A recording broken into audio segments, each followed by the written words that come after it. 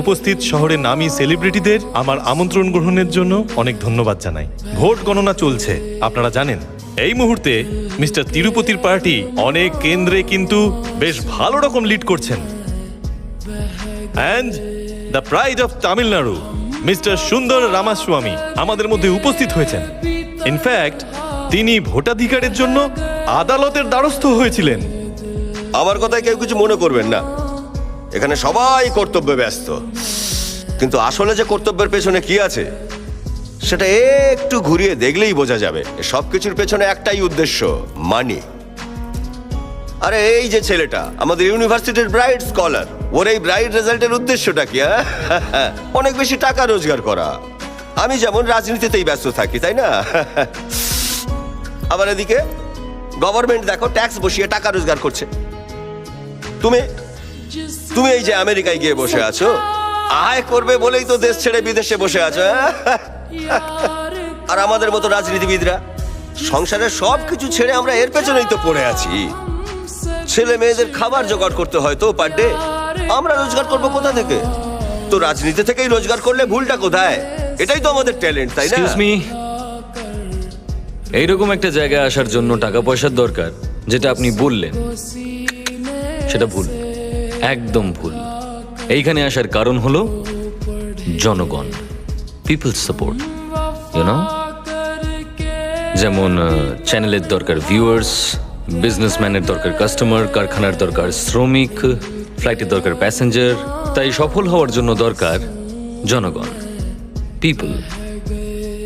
তাদের জন্যই আমরা সাকসেসফুল হই, তা সে বিজনেসম্যান হোক, পলিটিক্যাল লিডার হোক বা সিইও হোক, এটসেট্রা এটসেট্রা। আরে আমার কথাটাও তো একবার শোনো।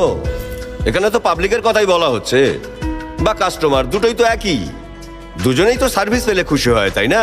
হ্যাঁ, কোম্পানি যেমনি কাস্টমারকে খুশি করার জন্য ফেসিলিটি দেয়, তেমনি আমরাও পাবলিককে ভোটের জন্য ফেসিলিটি দিয়ে থাকি।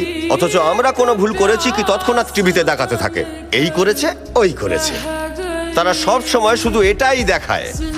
আজ এই কোম্পানিকে জিএলসিও কিনে নিয়েছে, কাল এইটাকে, পরশু ওইটাকে, কিন্তু বলছে না যে বাজেয়াপ্ত করছে সেগুলো। কি ট্যালেন্ট তোমার! কিন্তু রাজনীতিতে ট্যালেন্টের কোনো দাম নেই। এখানে রীতিমতো টাকা ছড়ালে জনগণ খুশি হয়, আর জনগণ খুশি হলে তবেই তারা ভোটটা দেয়।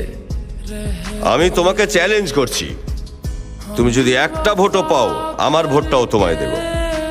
আঙ্কেল, তোমার সাথে কথা আছে, যেটা বলছি প্লিজ একটু মন দিয়ে শোনো। শুনছি শুনছি, তুই বল। নিউজ চ্যানেলগুলোতে দেখছিলাম জিএল এর সিও সুন্দরকে ভোট দিতে নাকি বাধা দেওয়া হয়েছে। আরে বলিস না রে মা, ওর কথা ছাড়। ও বিদেশ থেকে এসেছে ঘুরতে, কদিন বাদে তো আবার বিদেশে চলে যাবে। আমি ঠিক তোমাকে এই কারণেই ফোন করেছি। ও খুব একটা সাধারণ লোক নয়, ওর থেকে একটু সাবধানে থাকবে। আরে তুই এসব চিন্তা ছাড় না রে মা, আমরা আছি না এখানে, সব বুঝে নেব। না, তুমি ওকে ভালোভাবে চেনো না। গত বছরও কানাডাতে এসেছিল, 3 সপ্তাহ ছিল। সেই 3 সপ্তাহে সমস্ত নিউজ চ্যানেলের হেডলাইন হয়ে গেছিল। একটা আইটি কোম্পানিকে কিনে নিয়েছিল। আরে ও 22,000 কর্মচারীর চাকরি চলে যায়, আর তারা সবাই দেশ ছাড়তে বাধ্য হয়। তার প্রভাব এখনো রয়েছে। ওকে কিন্তু একদম ঘাঁটাবে না। না মানে ওই আর কি, তেমন কিছু বড় কথা হয়নি রে মা, একবার একটু সামান্য আলোচনা হয়েছিল। আমার কথাটা শোনো, 3 দেশে 3 সরকার তাকে দেশে আসতে বাধা দেয়। তাই কোনো রকম ঝামেলায় যেও না, ঠিক আছে? হ্যাঁ ঠিক আছে মা। তুমি কি ওকে কিছু বলেছো?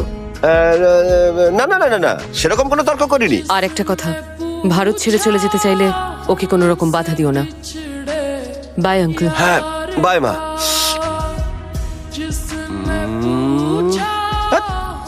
তর্কটা করার আগে এর ব্যাপারে একটু খোঁজ খবর নেওয়া উচিত ছিল। যেভাবে এসে থেকে এই একের পর এক স্টাইল দিয়ে সিগারেট ফুঁকে যাচ্ছিল, আমার বোঝা উচিত ছিল। তবে এখন আবার ভাবতে হবে যে এর পরে গিয়ে কি করতে চলেছে।